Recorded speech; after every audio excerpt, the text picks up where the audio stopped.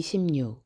대종사 말씀하시기를 중생들이 철없이 많은 죄업을 짓는 가운데 특히 무서운 죄업 5가지가 있나니 그 하나는 바른 이치를 알지 못하고 대중의 앞에 나서서 여러 사람의 정신을 그릇 인도하며 둘은 여러 사람에게 인과를 믿지 아니하게 하여 선한 업 짓는 것을 방해하며 셋은 바르고 어진 일을 헐고 시기하며 넷은 삿된 무리와 당을 짓고 삿된 무리에게 힘을 도와주며 다섯은 대도정법의 신앙을 방해하며 정법 회상의 발전을 저해함이라. 이 5가지 죄업 짓기를 쉬지 아니하는 사람은 사막도를 벗어날 날이 없으리라. 27. 대종사 말씀하시기를 세상에 무서운 죄업 3가지가 있으니 그 하나는 겉눈치로 저 사람이 죄악을 범하였다고 단정하여 남을 모함하는 죄요. 둘은 남의 친절한 사이를 시기하여 이간하는 죄요. 셋은 삿된 지혜를 이용하여 순진한 사람을 그릇 인도하는 죄라. 이 3가지 죄를 많이 지은 사람은 눈을 보지 못하는 과보나 말을 못하는 과보나 정신을 잃어버리는 과보 등을 받게 되나니라. 28. 대종사 말씀하시기를 옛날 어떤 선사는 제자도 많고 시주도 많아서 그 생활이 퍽 유족하였건만은 과실나무 몇 줄을 따로 심어놓고 손수 그것을 가꾸어 그 수입으로 상좌 하나를 따로 먹여 살리는지라. 모든 제자들이 그 이유를 물었더니 선사가 대답하기를 그로 말하면 과거에도 지은 바가 없고 금생에도 남에게 유익 줄 만한 인물이 되지 못하거늘 그에게 중인의 복을 비는 전곡을 먹이는 것은 그 빚을 훨씬 더하게 하는 일이라. 저는 한 세상 얻어먹는 것이 갚을 때에는 여러 세상 우마의 고를 겪게 될 것이므로 나는 사제의 정의에 그 빚을 적게 해 주기 위하여 이와 같이 여가에 따로 벌어먹이노라 하였다 하니 선사의 그 처사가 대중생활하는 사람에게 큰 법문이라. 그대들은 이 말을 범연히 듣지 말고 정신으로나 육신으로나 물질로나 남을 위하여 그만큼 일하는 바가 있다면 중인의 보시받는 것을 먹어도 무방하려니와 만일 제 일밖에 못하는 사람으로서 중인의 보시를 받아 먹는다면 그는 큰 빚을 지는 사람이라. 반드시 여러 세상의 노고를 각오하여야 하리라. 그러나 대개 남을 위하는 사람은 오히려 보시받기를 싫어하고 제 일밖에 못하는 사람이 도리어 보시받기를 좋아하나니 그대들은 날로 살피고 때로 살피어 대중에게 큰 빚을 지는 사람이 되지 아니하도록 조심하고 또 조심할지어다. 29. 하루는 최내선이 대중 공양을 올리는지라. 대종사 대중과 함께 공양을 마치신 후 말씀하시기를 사람이 같은 분량의 복을 짓고도 그 과를 받는 데에는 각각 차등이 없지 아니하나니 그것이 물질의 분량에만 있는 것이 아니라 마음의 심천에도 있는 것이며 또는 상대처의 능력 여하에도 있나니라. 영광에서 농부 한 사람이 어느 해 여름 장마에 관리 3사람의 월천을 하여 준 일이 있어서 그로 인하여 그들과 서로 알게 지내게 되었는데 그 농부는 한날 한시에 똑같은 수고를 들여 3사람을 건네 주었건만은 후일에 3사람이 그 농부의 공을 갚는 데에는 각각 자기의 권리와 능력의 정도에 따라 상당한 차등이 있었다 하나니 이것이 비록 현실에 나타난 일부의 말에 불과하나 그 이치는 과거, 현재, 미래를 통하여 복짓고 복받는 내역이 대개 그러하나니라. 30.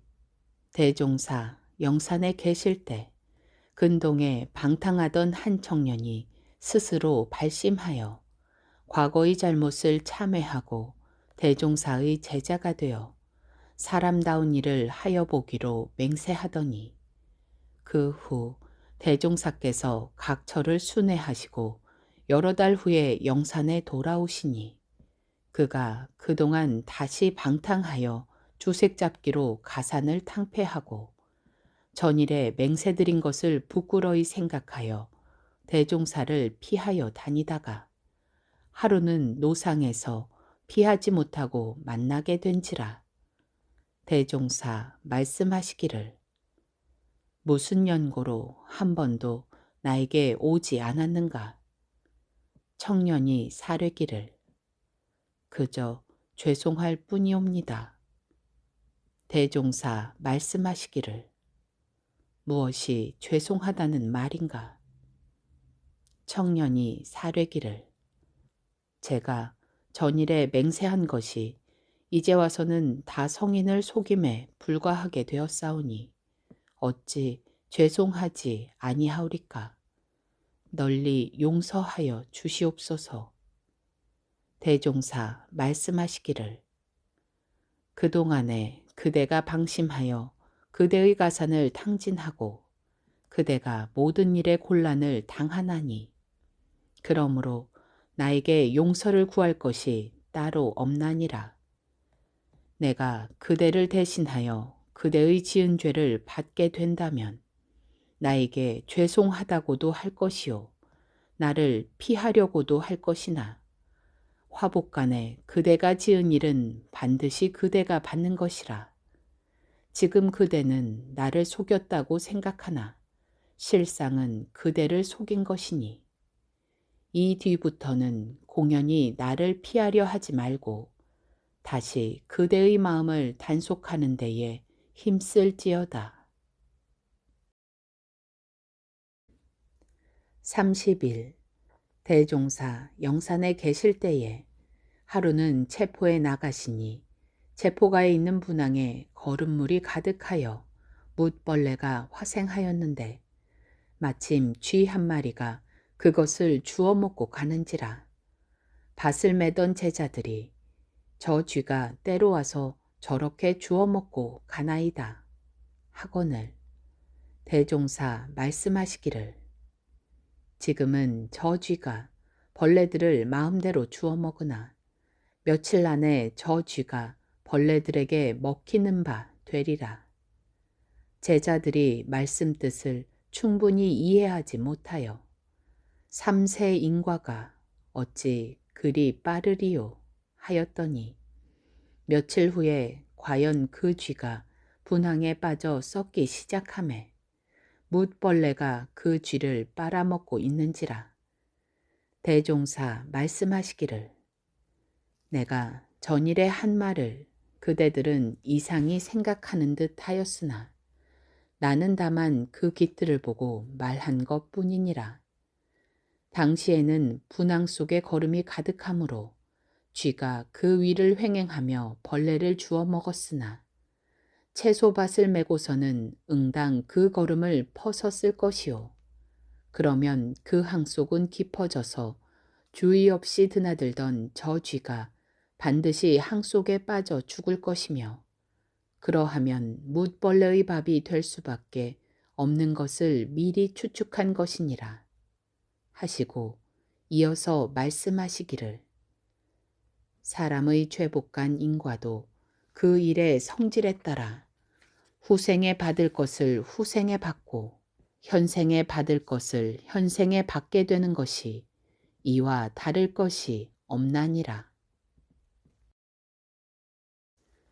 32. 김삼매화가 식당에서 육물을 썰고 있는지라. 대종사 보시고 물으시기를 그대는 도산지옥을 구경하였는가? 삼매와 사례길을 구경하지 못하였나이다.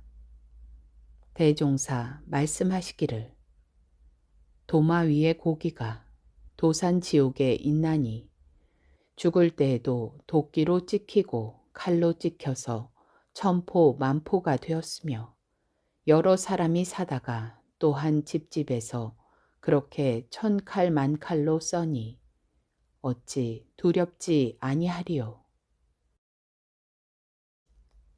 33.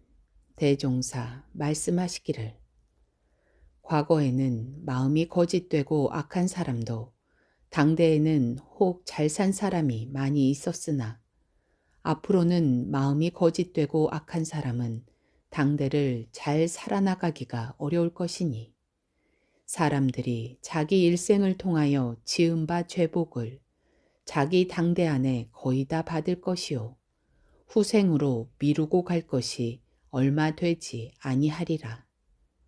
그러므로 세상이 밝아질수록 마음 하나가 참되고 선한 사람은 일체가 다 참되고 선하여 그 앞길이 광명하게 열릴 것이나 마음 하나가 거짓되고 악한 사람은 일체가 다 거짓되고 악하여 그 앞길이 어둡고 막히리라.